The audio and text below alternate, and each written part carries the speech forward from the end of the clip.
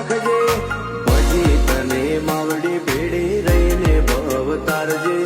સદાય તારા સોના હોમું લમણો રાખજે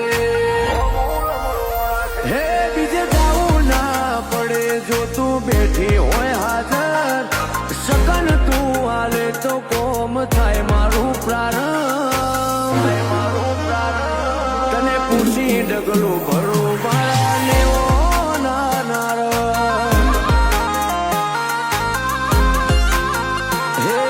પૂછી ડગલું ભરો ગોળની પરમો મારો